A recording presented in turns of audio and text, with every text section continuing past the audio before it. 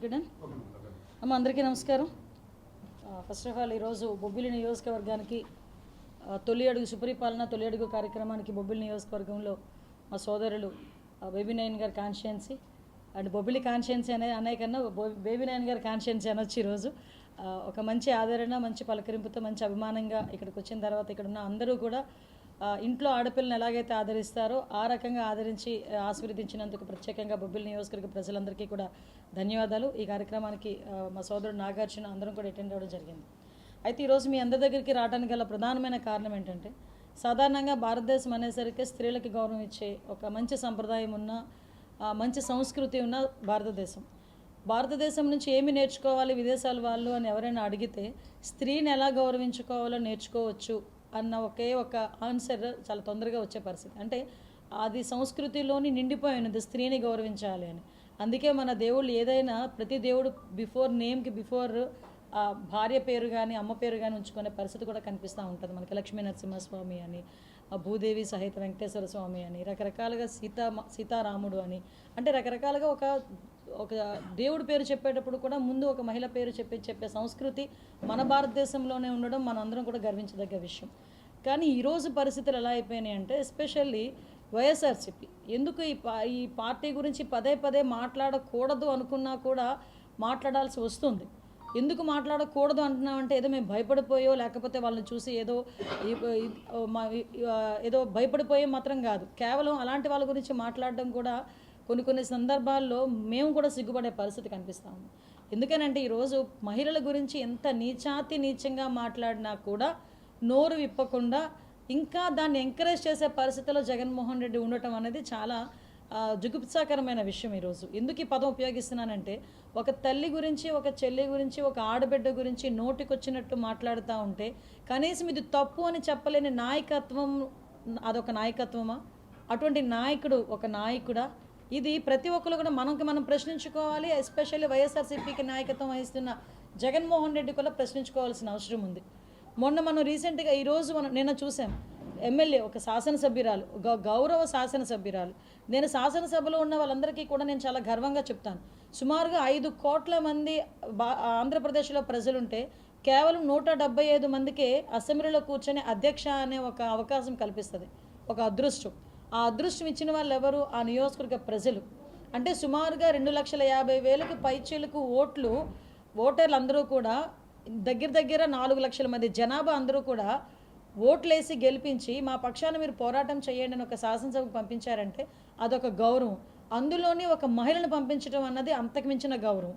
అటువంటి మహిళ గురించి ఒక మాజీ ఎమ్మెల్యే నోటికొచ్చినట్టు మాట్లాడటం అన్నది ఎంతవరకు సమంజసం అని మిమ్మల్ని ప్రజల్ని నేను ప్రశ్నిస్తున్నా. అట్ ద సేమ్ టైం పత్రికా విలేకరులను కూడా ప్రశ్నిస్తున్నా.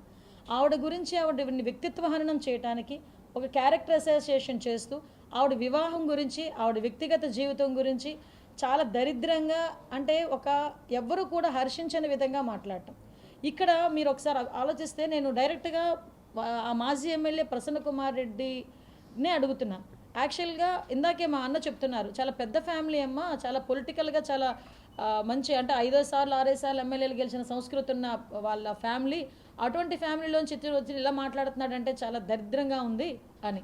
ఎస్, అంత రాజకీయంగా అనుభవం ఉన్న నువ్వు బయటకు వచ్చి ఈ రకంగా మాట్లాడుతూ ఉంటే, మీరు ఏదైతే మాట్లాడారో ఆ వీడియో ఒక్కసారి తీసుకెళ్ళి మీ తల్లికి చూపించండి.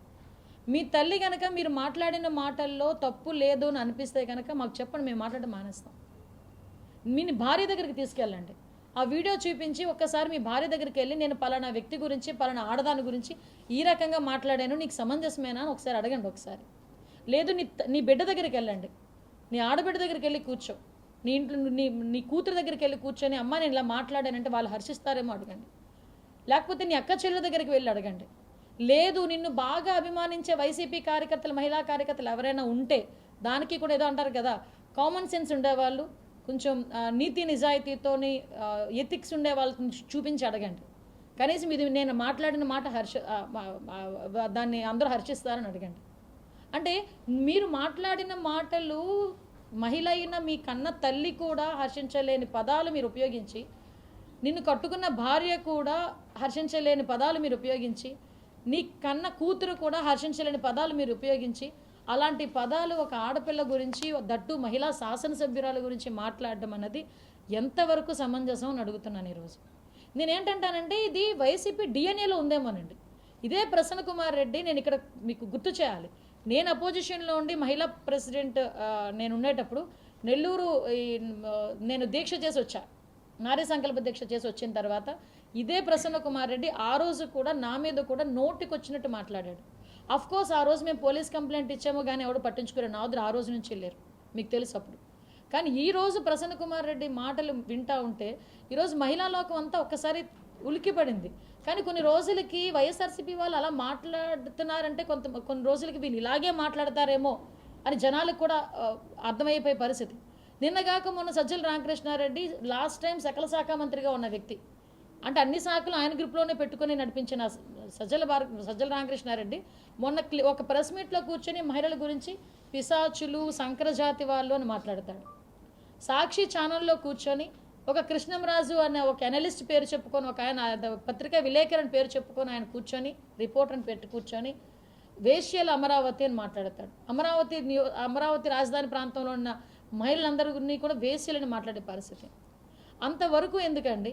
సరే, సొంత చెల్లి జగన్మోహన్ రెడ్డి గారి సొంత చెల్లి షర్మిలారెడ్డి గారి గురించి ఆయనే పచ్చచీర కట్టుకొని వెళ్ళింది.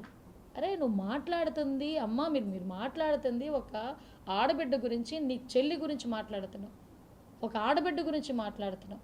అలా మాట్లాడేటప్పుడు కూడా కామన్ సెన్స్ లేకుండా మాట్లాడే పరిస్థితి. మీకు అందరికీ తెలుసు, అమరావతి రైతుల విషయంలో అమరావతి మహిళా రైతులు బయటకు వచ్చి